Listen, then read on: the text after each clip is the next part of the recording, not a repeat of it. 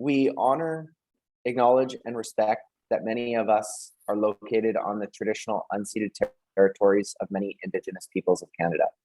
Welcome to another episode of Veg Networking Canada, where vegan plant-based companies connect and collaborate. Today, we have a very special guest with us who is a former web technology expert at multiple Silicon Valley companies, including tech giant eBay. He is an eCornell plant-based nutrition certification graduate and a passionate human health hero on a mission to eliminate heart disease. Veg Networking Canada is pleased to introduce the CEO and co-founder of Veda, Sunny Gurnani. Welcome, Sunny. Thank you all. Yeah, so excited to be here with Justin. I remember meeting you at Vegan Supply, I think in 2019. That was the start of, when we came to Canada and we started the company. And so glad that, we are talking about this after 3 years almost. Absolutely. Well, we're so happy to hear your story. We all love Vegan Supply, and this is going to be shared out on YouTube and LinkedIn. And so we're all happy to hear more about the Plant Veda story. But let's start with your personal story as it relates to vegan and plant-based. So what is your vegan plant-based origin story? Yeah. So I had been vegetarian when, so I was born in a family which was not vegetarian. And then my father turned vegetarian long before, I was aware about any vegetarian, non-vegetarian. So he already turned vegetarian. And then my mom and my siblings were still having non-plant-based foods. And then what happened is I used to be a photographer in India. And I was told by one of my friend, actually a classmate in school, that they are opening a new temple. So there is one philosophy called Jain, which believes a lot in ahimsa. That is the basic philosophy of the Jain culture. And they were opening up a new temple of their philosophy, Jain philosophy in that city where I was born. So they asked me to come for the photography. So I just went there. I didn't have any idea about what that temple is, because I had that was the first time me going into there. And I was there with my cameras, and it was a beautiful temple, brand new they had built.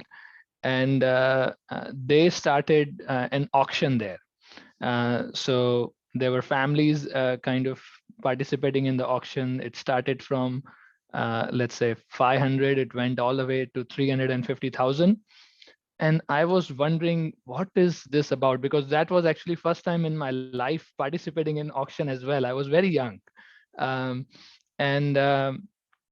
after the auction finished, then the family who win the auction, they did the aarti. And then they announced that all this money is going to go towards a program called Jeev Daya. So which means it's for the compassion, where they are going to bring the animals back from the slaughterhouses and have them in the sanctuary. So that shook me. That shook my bones, that I am actually eating these animals, and these guys are actually raising money and donating money for taking them out of the slaughterhouses and putting them in the sanctuary. So that made me a big impact on my heart. So I just shortly after that, I told my mom that I'm going to go vegetarian. I will not have any meat. And then she said, okay, if you are not going to have it, I will also not have it. And then, our family stopped consuming any meat. So dairy was still like, because in India, vegetarian is a big culture. So regardless whether, whichever philosophy people follow, whether it is a Jain, which is completely ahimsa, they would even wear a mask to not have a single small bug by mistakenly going into their mouth. So they are so strict. They won't even have roots, for example, because they don't want to kill even a small bug. When we are pulling out root vegetable like potatoes, they won't have potatoes. So there are so many different philosophies in India, which are on a basis of ahimsa. And it goes to a very extreme level, that no harm should be done to anyone, including plants. So when we learned about this, dairy is still considered okay for all the philosophies because it is, without any harm. So in our culture, we were like, dairy has no harm, and never thought of that dairy could be harmful.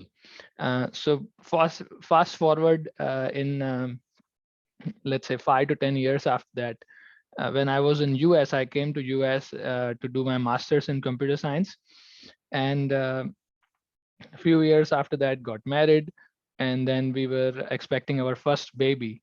So one of my colleagues said, why don't you go to this restaurant called Vegetarian House? They have a good food. So anything which is vegetarian, we would usually try it out. So we went there, and Vanita liked few dishes over there in San Jose. That restaurant is there called Vegetarian House, and and one day we found a small play card on top of the table which said that how the baby cows are treated in the dairy industry.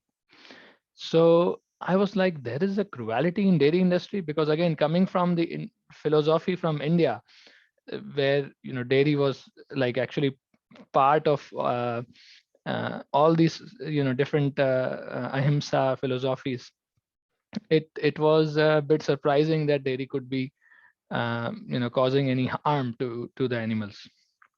So we went home, and then I was in my bedroom researching about the cruelty in the dairy industry. So bunch of videos I saw where how the cows are artificially impregnated, then their babies are taken away just when they are 1 or 2 days old, and also after a few years of pregnancy they are sent for slaughter, and the way their babies are treated in the veal industry.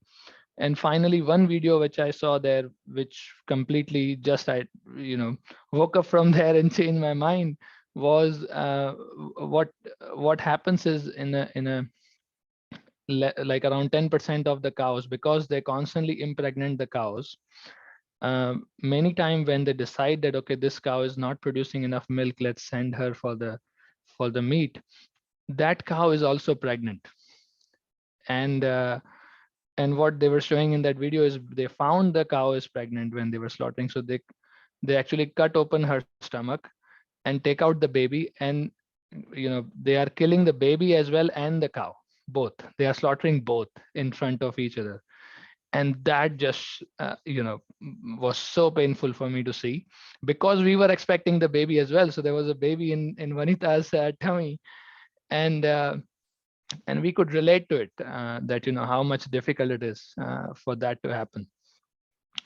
So yeah, so I just came out of my room, and sorry, it kind of reminds me those things.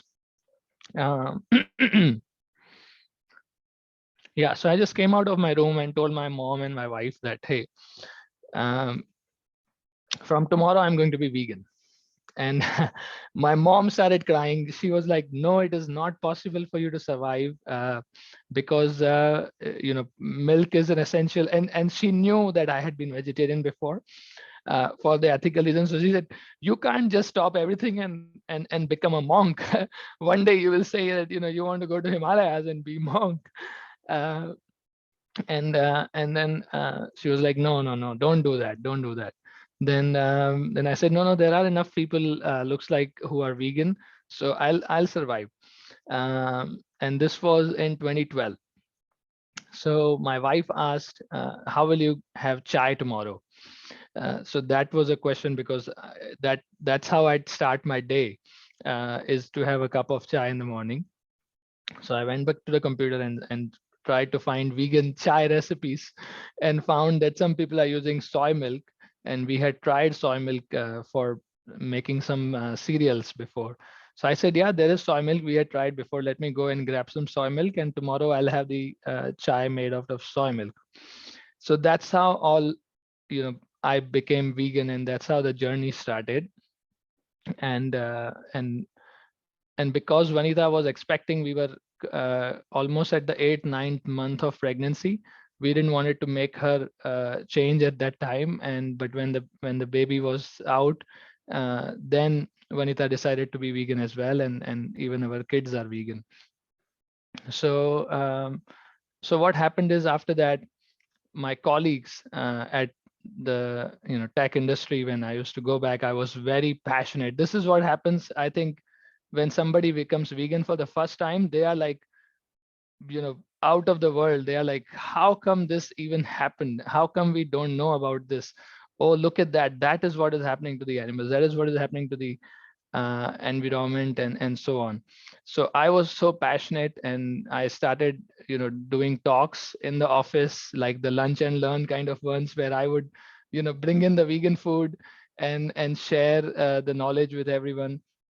So my colleagues started questioning me that, how will you get hemi iron, how will you get calcium, how will you get protein, and this and that we have been having these products since lots of years, and so on. So that is when I started going into nutrition, because before that I was just a very high tech person, but not anything into the human body. So I started researching about how the nutrition works and what kind of food we need, and landed to a documentary called Forks Over Knives. And looking at that, found that we could actually reverse these diseases with a plant-based lifestyle, with a whole food plant-based lifestyle. So this knowledge came into around 2012, and in 2011 my father had passed away from heart disease. So that is the reason which kind of made us believe that this is not only for ethical. So ethical was one, that we can help more and more people towards the veganism. And then what happens is, because of ethical, you don't care about taste, you don't care about, like, let's say, even if something doesn't taste good, doesn't matter, like I cannot hurt anyone just for the taste. But when it came to the health aspect, that because my father had passed away from heart disease, and then what happened is, I started telling all my family members in India that please don't eat any dairy products anymore, try to be on the whole food, don't consume too many oils, and use healthy foods. And then I would try to ask them to use soy milk, because that was the only commercial milk available at that time in India. So uh, so they some of them, they got soy milk, but then they didn't like the taste of it, because it was not that tasty in India at that time. In US it was still palatable, but there it was not good at all. So then, even though I tried and tried, but they would not take it because they didn't like the taste. So finally, what I did is, I thought, I have to go and solve this problem, and we started a soy milk, organic, certified organic soy milk and tofu plant in India in around 2012. So got all these machinery, tried to learn how this whole thing works, started meeting with a lot of heroes in the soy milk industry, um, and learning about the process, how we can make soy milk which can be less beany and more palatable and all. There is a lot of science behind making soy milk less beany. So started to crack that nut and work on it. And during that process, we also made the buttermilk made out of peanuts, and that we got bunch of awards, two yearly awards back to back from PETA in India for having that a peanut based buttermilk. And also we launched the almond milk for kids, which was with all kinds of vitamins and calciums and DHA, which the kids would need. Uh, and and that is, so this was all happening in India. We were in US. At one point we also sold everything, our cars and all of that stuff, to move to India, because it was very difficult for me to convince the investors to say, hey, I want to start something in India, and please help me to scale, because we got into a big, we wanted to get into a big project so we can scale and distribute in India. But what would investors say to me in North America is, you are sitting in North America and you want to start something in India. First you go there, then we will figure it out. So then I left out everything, from US and went there. It was a kind of a chicken and egg problem because I was earning whatever I was earning, all of that I was putting it in the India to run this project. But the investment was only going to happen if I go there. So I left out everything and started working there, and started to try to get the investment, but it didn't work out to get the investment on time. And I had told my manager that I'm going to work from home for some time and then leave my job. And then my manager left the job as well in US. So the new manager came in and he said, hey, there are going to be layoffs here, so make sure you come back soon because you are on H-1B visa, which is a work visa. And if if the layoffs happen, then you can't really change your jobs. So unfortunately I had to come back and change my job, and restart my whole process again. And then again we tried it next time to again shift it to India. But that's when we thought, instead of going to India, because it is becoming very tough. And what happens is, some of these investors who are in North America, which we were dealing with, they did not understand the laws of India, because the Indian corporation laws, like similar to like a US Delaware company, versus a California company, there are different laws. So they didn't understood the laws of India. So they were like, we don't know whether we could really invest seriously in India, but we can invest in North America if you want to do something. So I couldn't do anything in US because I was still on H-1B visa even after 13 years of waiting for the green card. And I was kind of feeling that I am in a jail where I want to get out and leave my high-tech job and do something in the plant-based industry, because this is the biggest problem to solve, whether it is from the environmental perspective, whether it is from the human health or ethical. And which was not possible to be on the H-1B visa. So we came to Canada and we started the company here. So yeah, that's how the origin story is. It's pretty long, but No, that's for everybody listening. I'm sure that we're all in agreement in that is one of the most interesting, powerful sort of entrepreneurial origin story, vegan origin stories from a founder of a plant-based vegan company. It's just absolutely powerful. And really the essence of it all is sort of like, we don't know what we don't know, but once we do know better, once we know better, we should do better. And that's absolutely incredible story. Like, not too long at all. It's really, really interesting to hear all about that. So now, where all of that up until where you are today in the plant-based dairy industry, which is a niche of, the dairy industry in and of itself, and a niche inside plant-based, what are the trends that you have seen or are seeing in your industry? I have seen these trends, let's say, starting from soy milk, kind of making it, which is a very high protein, complete replacement of dairy, from the calcium perspective, from the protein perspective, to something which is, purely uh, oil based, like a hemp milk, or a flax milk, where majority of it is made with the oil. So really there is a lot of trends, and they keep coming and going. What I see mostly, which would change, really the future, is really into the wholesomeness. So ultimately what happens is, everything comes down to the basics of, instead of using all these refined ingredients, how can we make product which is natural, wholesome, and good for health. So it has to really check all the boxes, that it should be sustainable, it should be wholesome, it should be minimally processed, and things like that. And it should be, the most important, it should be delicious, it should be tasty. So now I would say a lot of research and innovation is going on into the fermentation technologies. We are also focusing a lot into, even the first product we launched, which is lassi, is a fermented product, is a cultured product. And that's where we also found that it is a very fascinating that you put milk and you put some of the live bacteria in, and then it completely changes the whole game. Like the pH goes from 7.0, which is very alkaline, it goes to 4.5 without really any, you know, any addition of any acids. It's just the bacteria is doing their job.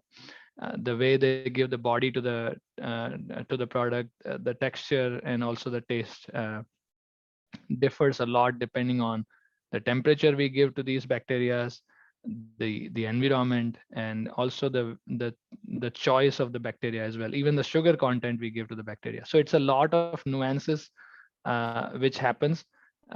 Some companies, for example, Perfect Day at that time, now it is called Perfect Day. Before it used to be called Move Free. They also claim that when you put a different music, then also the bacteria perform differently. So what their company's basis is that the song Perfect Day worked really well for those bacteria to ferment. So yeah, this is really the trend which I'm seeing is the fermentation technologies is going well, and I really like it because that is the right way to go, because it keeps the wholesomeness and it keeps the minimally processed, and it is something which we have known for long time. For example, even with the dairy, let's say going back to India when it was not cruel to make dairy products. The cows were actually part of the life in the culture, and they were just as a family member at that time. So they would consume more of a butter and ghee and yogurt than they would consume milk, because the milk would spoil very quickly. At that time, there were no coolers, there was no refrigerators. So the moment they take out milk, has a very short shelf life. Um, so they would just culture it, and that would suddenly increase the shelf life. It can even stay in a hot temperature without spoiling. So we are bringing those ancient wisdom back, and it has been known for quite some time. Yeah, all right, folks. So you heard it. The trends in the plant-based dairy space is fermentation, culture, wholesome, clean label. And it all comes back to really, the gut health, which is really important. We've heard before, there's a debate of, is the gut the first brain or is the brain the first brain? Or are they kind of both one brain together? So it's really, really, really interesting. Thank you for sharing. So that dovetails nicely into the next question for you, which is lots of success up until this point, but speaking to founders like yourselves, there's always so much more to do. So the next question is, what is in the future for Plant Veda? There is a lot in the future of Plant Veda. One of the thing is that we do want to focus on increasing the distribution, because that is really the best way to help the humanity shift to the plant-based lifestyle. Distribution is increasing a lot, but it has still a lot of room to grow. The dairy products are kind of everywhere.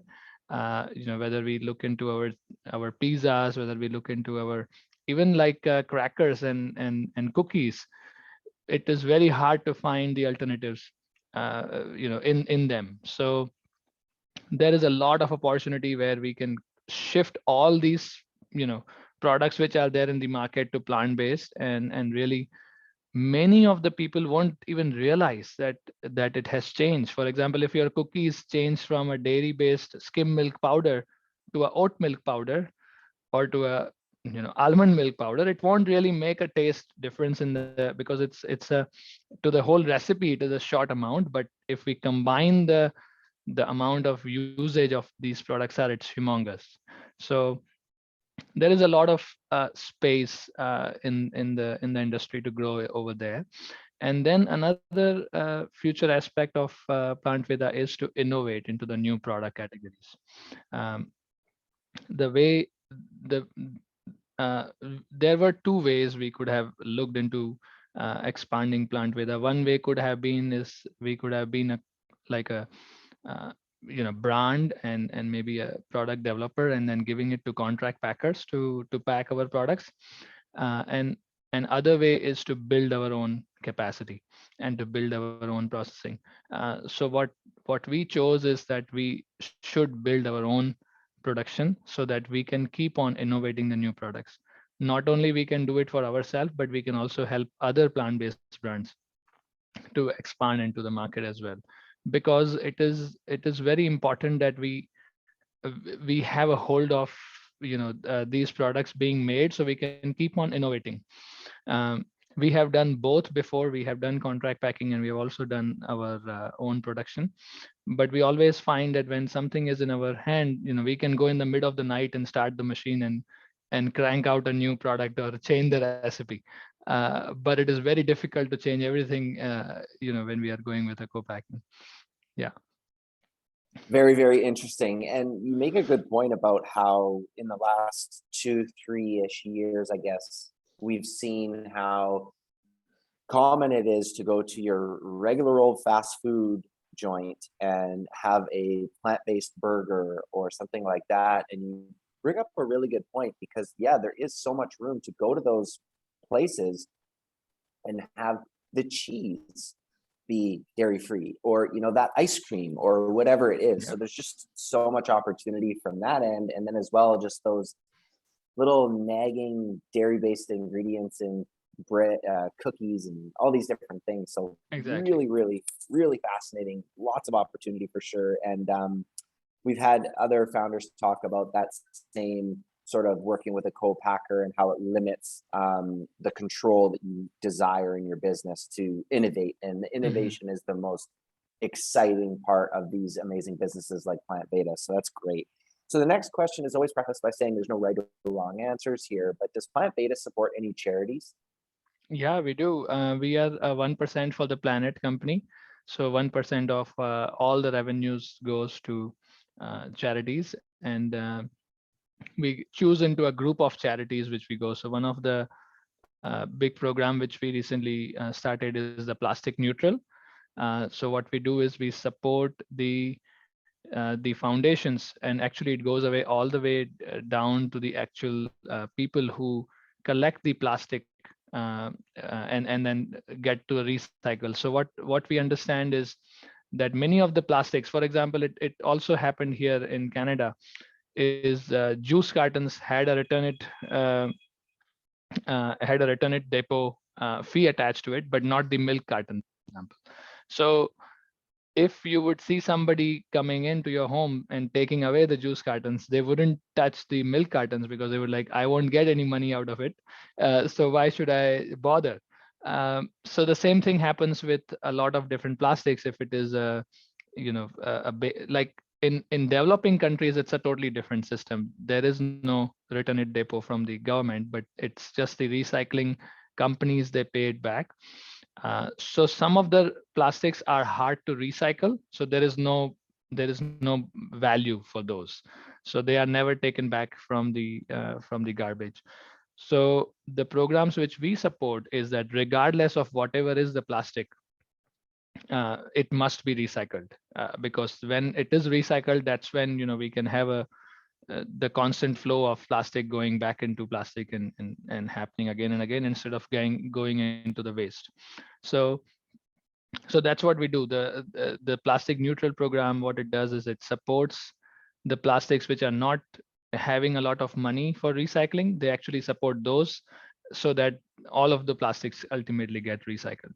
Yeah, so that's one of the program we support. And other then we also support the local sanctuaries, um, which are very dear to us, because that's where we can make the connection with the animals, and we can understand that they have the same emotions, same love, same feelings as we would see in our pet animals. For example, even in case, I would say, to any living, even humans, if we share the love with them, they share the love back to us.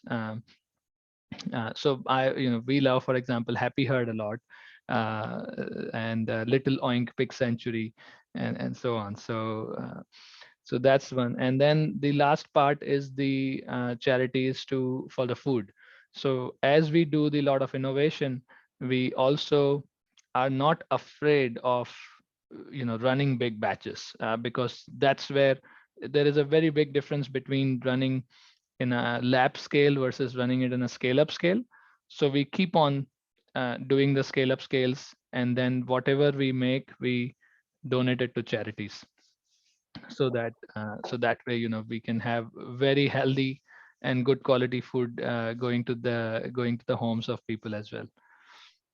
That's remarkable. Food insecurity, most of us who are going to be catching this on YouTube or LinkedIn have not and are not going to face a day in our life where we're wondering where our next meal comes from. So that food insecurity piece is, just super, super remarkable. And as well, we would expect nothing less than a vegan plant-based company supporting sanctuaries, which we all know and love, and then as well too supporting the environment through 1% for the planet. And you're helping animals by virtue of your business, regardless, being in the plant-based space. And you also touched on plastic neutral, which ties back into like the earlier question about trends and packaging, sustainability, and lack of removing greenwashing and all of that great stuff. So phenomenal. Lots of thought put into the giving back piece of Plant Veda, and that's just lovely to hear.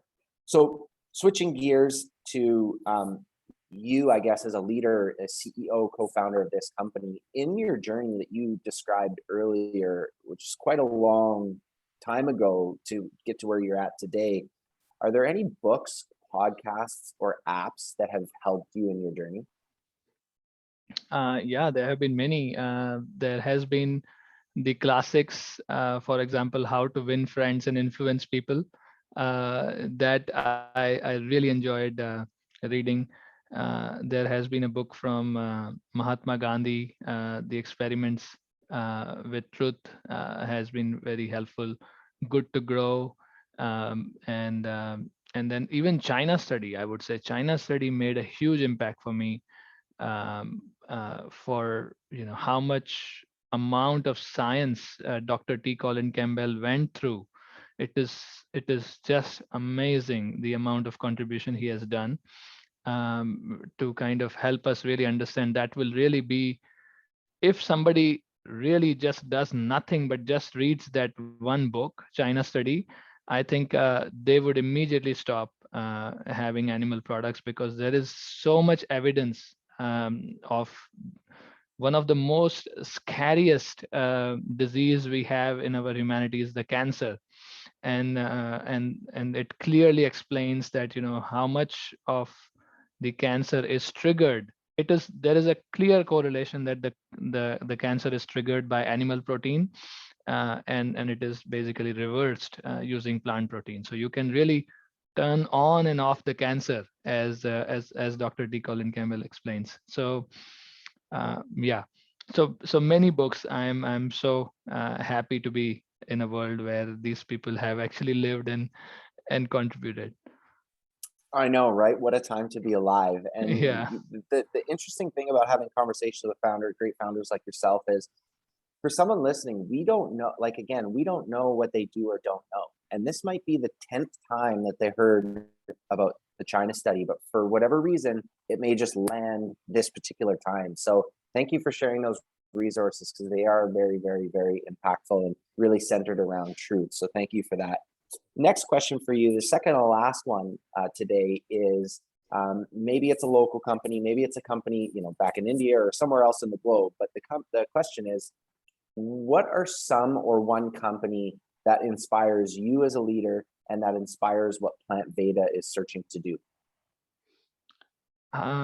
So to me as a leader, some of the companies which inspire me is something which contribute to a huge change, which really change something for everyone. So for example, the internet company in India called Jio.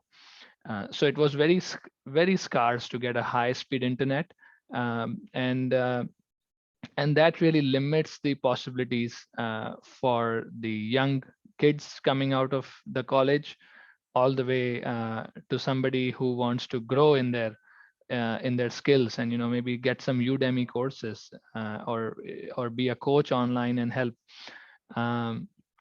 So before, it used to be dial-up internets, very slow internets. People used to just get very expensive cost on internet, not only internet but even phone. Actually, when you receive a call in India, I remember we were paying like 4 rupees per minute, And when you make a call, you were paying 8 rupees per minute at that time. So when this company came in, and the way they came in is everything, all the incoming calls are free. And that made a huge change in the amount of communication happening and the affordability. So then even the person who is working for less than 100 rupees per day, which is like $2 a day kind of revenue, they could also afford a mobile phone in their hand. And once that happened, that's when the whole ball game of India changed. Like now there is a whole startup ecosystem. There is a, so much amount of like Facebook, Google, everybody started investing more into India, because now there are such a bust of mobile users, and the whole online e-commerce, and then all these other companies came in, for example Lenskart, to give the glasses to the underserved people, and basically the whole ball game changed. So something which changes the foundation and gives that kind of, similar to like a sunlight, once you have a sunlight, then everybody is having the energy from it, equal energy from it. That really inspires me a lot. So I would say company like Reliance or Geo really made an impact from me as a leader. And for the plant Veda, some of these companies which I really aspire from is, for example, our uh, vegan queen in the industry, Miyoko. The way she runs the company is not just creating products which are too focused on oils or starches and something which is unhealthy for us. Things which are healthy, focusing on things at the same time cost effective, not only cost effective, but at the same time giving back to the community. So the way she runs the farm sanctuaries, and the way she runs other aspects of the vegan businesses to connect people. Now I heard she's also going for a vegan cruise. She's hosting a vegan cruise, if many people don't know. So those kind of yeah, so Miyoko, I would say, is one of the inspiration for plant Veda. Wow. Yeah. Wouldn't expect anything less from sort of like a CEO of a publicly traded company to start talking from like a 30,000 foot view about, what inspires you. Global impact, massive, massive positive impact for the greater good. So thank you so much for sharing, and make sure that you get your Miyoko's cruise if you're listening and you didn't know about that.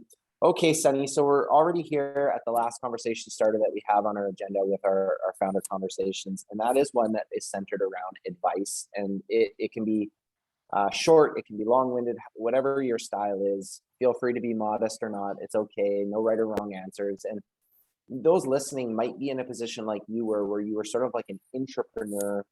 Maybe they're looking to make the jump to entrepreneur. Maybe they are building their business, looking to go public or have a sale, or anywhere along that spectrum. We'd love to know, what is some advice that you would depart on these entrepreneurs and business owners in the plant-based vegan space? Yeah, so I would say some of the things which I have learned from my mistakes is patience is one of the big. It is very tough to have patience. It takes a lot of time to develop a product, to build a team, to get the funding, to get into the first door of the of this let's say of the grocery store, if you are targeting that, or a food service, and to keep on scaling one by one by one. It is a lot of, and sometimes you would feel that it's not going to happen. Like that's what happened when I was in the high tech industry, and I would always see these startups raising millions of dollars and hundreds of millions of dollars in the software world.